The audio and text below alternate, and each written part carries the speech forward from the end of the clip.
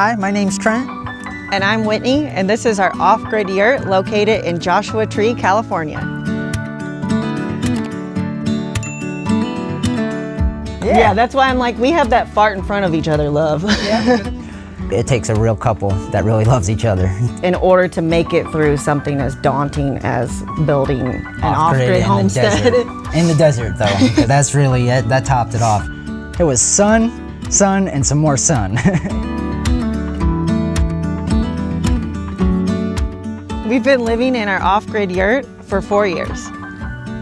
So the dimensions of our yurt is a 30-foot diameter yurt. It is 705 square feet. We built the yurt ourselves, just the two of us, and it took almost 3 years. This was 2.3 acres of raw land when we bought it, and we developed everything from the ground up, from putting the fence in for our animals to the solar mounting, the water tank, all the plumbing, the home biogas system, and everything. We actually use a home biogas system, which is a all-natural system of septic. You can connect a toilet to it that comes with the home biogas toilet, and it's basically a septic tank that sits above the ground and uses the power of the sun to break down your waste. You can also put plant scraps in it as well as food waste, and then the power of the sun breaks down all of that in the septic bag, and that creates natural cooking gas for inside of our yurt. Come on inside and see the yurt.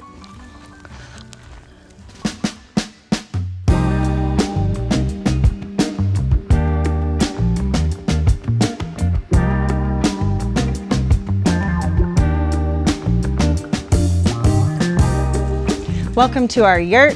It's 705 square feet, and my main inspiration for design and decoration in here was magical, whimsical, a Hagrid's hut kind of vibe.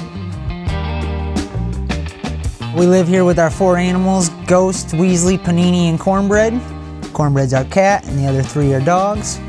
And they live a very wild life here in the desert.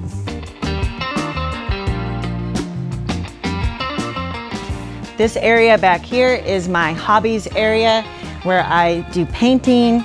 I've got my plants. I have my snail pond because I like to raise aquatic snails. I recently just got a Lego shelf because I had Legos everywhere all over this yurt in different areas. So having a little area where all of my hobbies are in this main little section of the yurt has been really beneficial so that all of my hobbies aren't strewn out like they were before. My husband's gaming setup is over here as well. We just pull this rack out, and then his chair pulls out like this, and this is just one of the things that we have had to make adjustments for living tiny, is so that he can have a game set up, I can have a hobby station, and it's all in just this one little section of the yurt. Next to my little hobbies station, underneath our bedroom loft is our bathroom. And this is a compact space. So over here we have our sink, our backup solar generator, and my little mini washer to wash clothes. This is the Renogy 5000 backup solar generator station. This can also be wheeled around and used in everyday camping situations, but it's basically just a backup solar generator. Say we're running low on sun that day, we can flip this on and it'll give us an extra boost. This is our tankless hot water heater. We got it off Amazon and it works great. I don't know about you, but after the end of a long workday, I need to unwind. So I like to go out and work on the farm.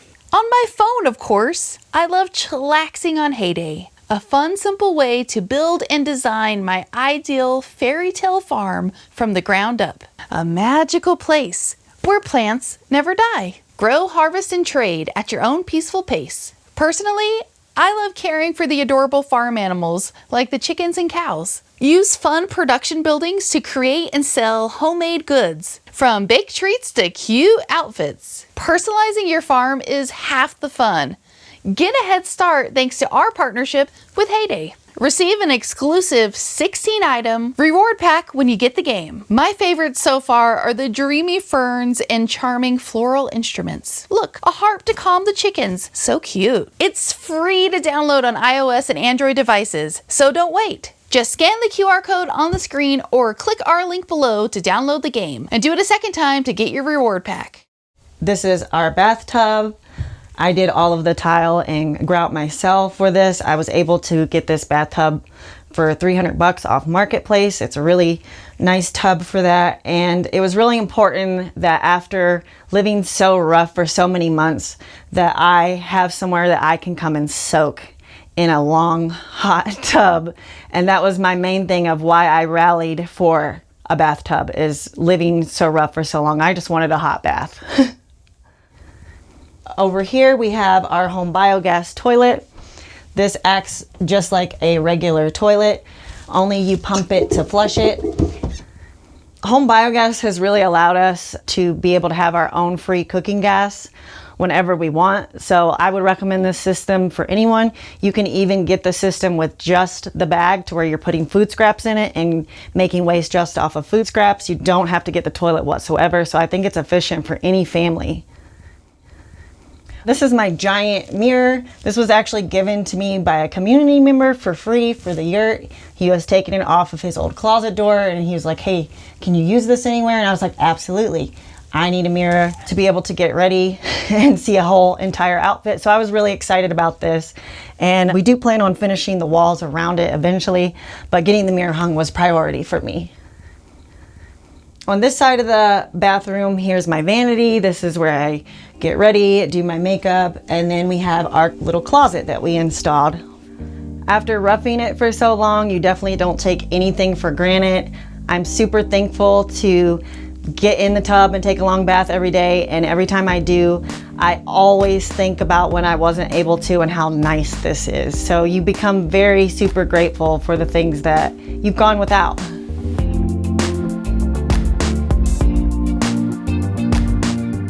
I think there is that common misconception that if you live off grid that you are more rugged and that you can't necessarily be a girly girl and wear makeup and do your hair every day and look cute, smell good.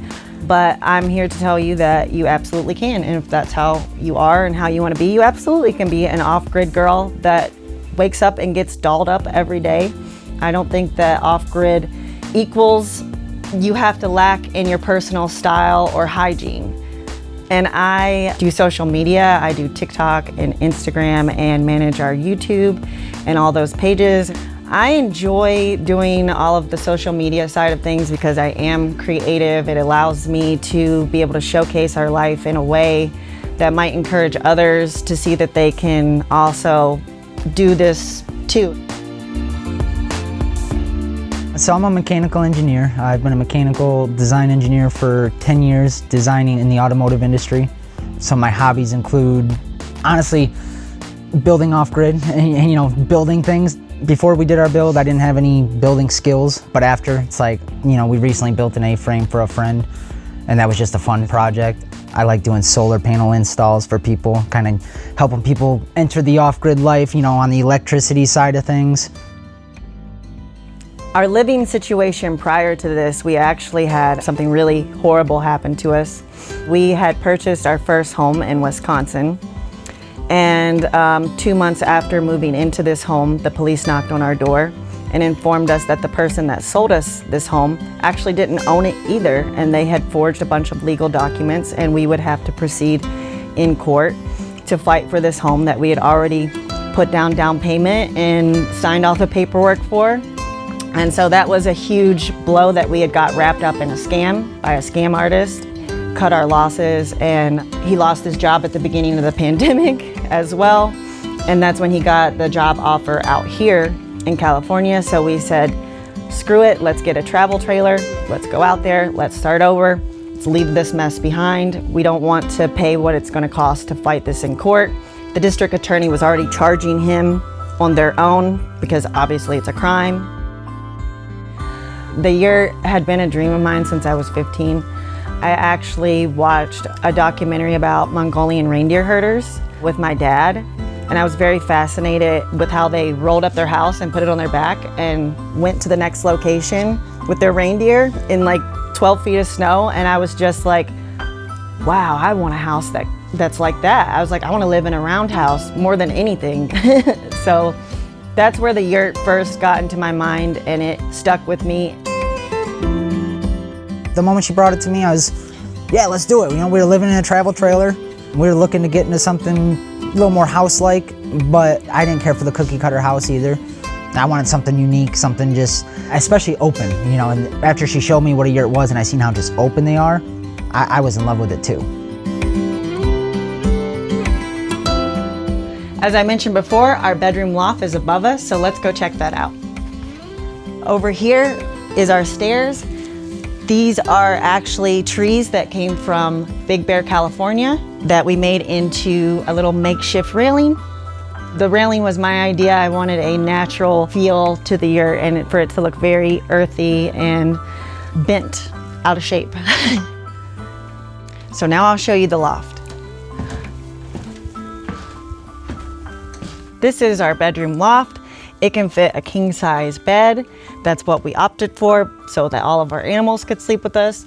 We have a small TV, and that's about all we can fit up here besides some storage behind the bed and around the corners. I really wanted a loft when building the yurt. I wanted an elevated bedroom, and I wanted it to be close to the dome so that I could look out and see the stars at night. I think if there was anything I could change up here, it would just be having more air and more fans probably to push it down. It does get hot being up in the loft in the summer, but I do have fans that I plug in. I've learned to sleep through it.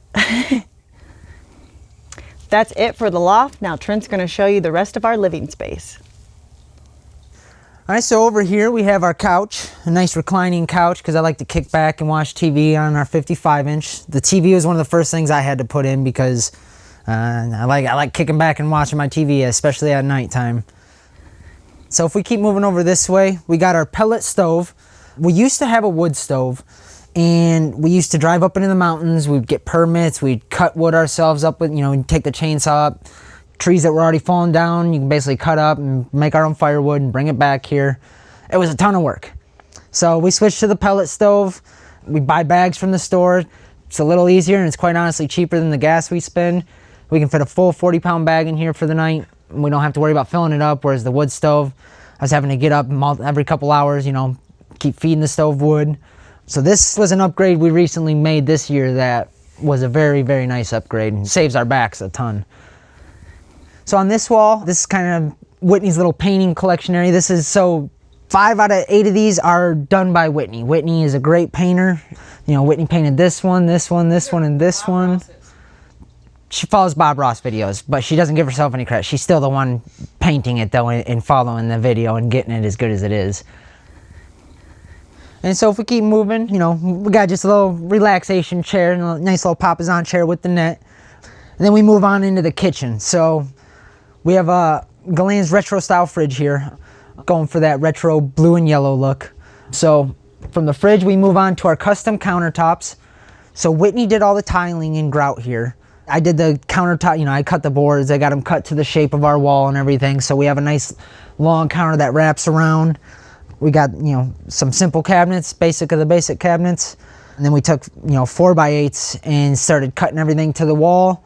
And then we decided how much, you know, overhang, you know, how deep we wanted the counters. One thing I can mention, you know, we didn't put in a stove, or an oven, I should say. So, you know, we have this is our home biogas burner right here. The bag feeds into here, and that's our cooking eye. And then we have, on larger scale, toaster oven. Meets all the needs. We cook hams in here. We cook turkeys during Thanksgiving, you know. So here we have all of Whitney's pots and pans. She wanted them hung kind of out of the way. She's a little shorter than me, so obviously I'm constantly hitting my head off, this one especially. It's part of the life, part of the life.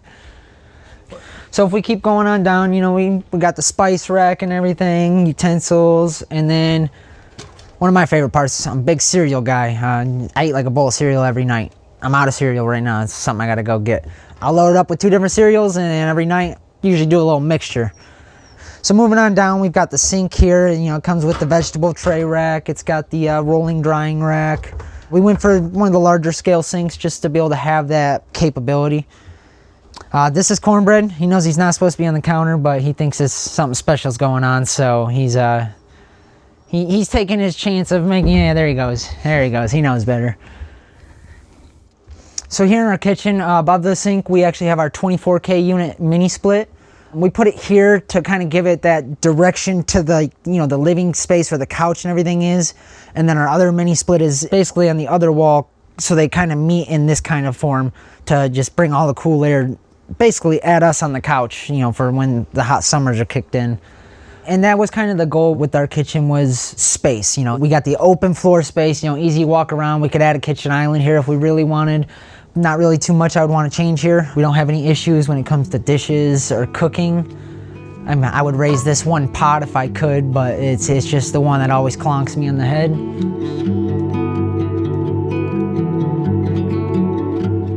We found the land through a husband and wife realty company. They're very small. They're called Candy Lands, for $8,000 for 2.3 acres at the beginning of the pandemic. Now, the same amount of land that's across the street from us is going for $63,000. The cost of the yurt itself was $24K. It could have been cheaper, but we got some upgrades like the tinted dome on the top and the French doors and some other little upgrades, like we got an extra wind kit with ours because it's very windy out here. So ours was a little bit more expensive at $24K. You can get them for a lot cheaper than that. You can get some that have been returned even for like as low as $15K. This same size, just depends on what you're looking for. But the entire build process, everything in here from the cabinets, the fridge, the water tank, including the yurt, everything all together with the land is $60K. We built everything, land included, yurt for $60K. You're gonna get that back and not paying any electricity bill over a couple of years. Not only that, like, for example, we live in California. Rolling blackouts are a thing out here. We've never experienced one. So people go complain on the Facebook pages about, the power being out. We're just like, oh really? We're watching a movie right now. Yeah, yesterday Yucca Valley didn't have power, and I saw it all over the community page, and I had no idea because I'm on solar and I'm watching Wicked, so. Off-grid solar, to be specific too, because some people that have solar, they don't have backup batteries. Just because power goes out, if it's nighttime, their solar ain't doing much for them.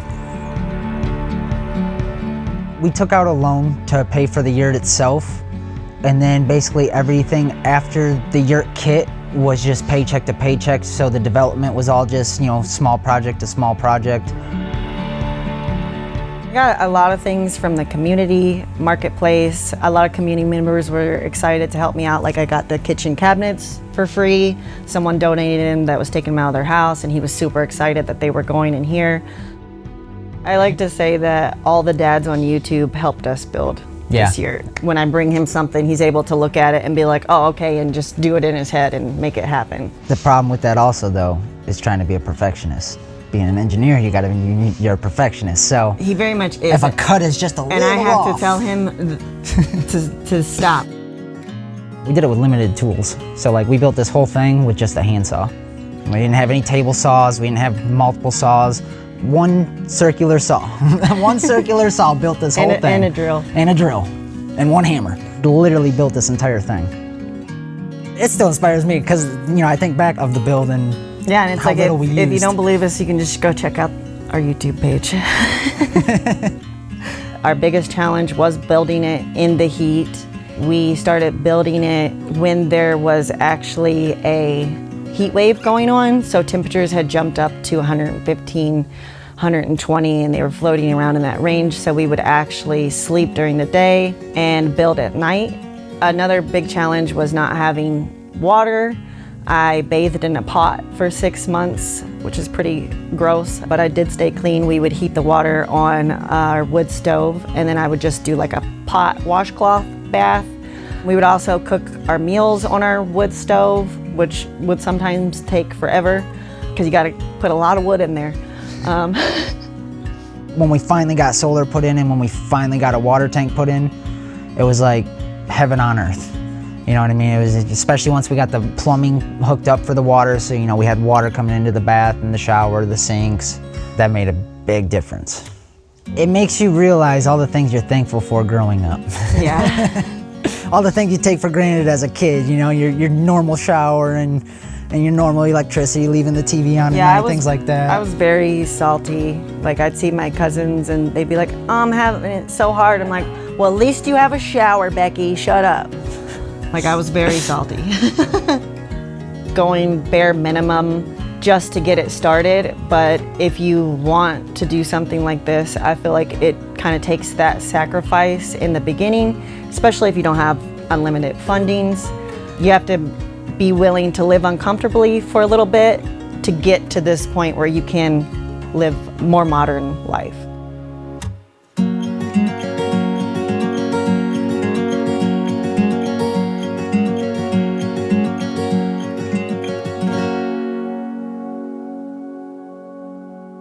Thank you for watching our video and for stopping by Tiny House Expedition. I'm Alexis. And I'm Christian. Don't forget to like, comment, and subscribe. And for more tiny home tours and stories, click the videos below. And join us on Instagram for bonus content, including face-to-face conversations with us. We hope to see you there. All right. Thanks, guys. Have a good one. Download Heyday for free and get an exclusive 16-item reward pack. Click our link to get the game or scan the QR code on the screen. And do it again to retrieve your reward pack.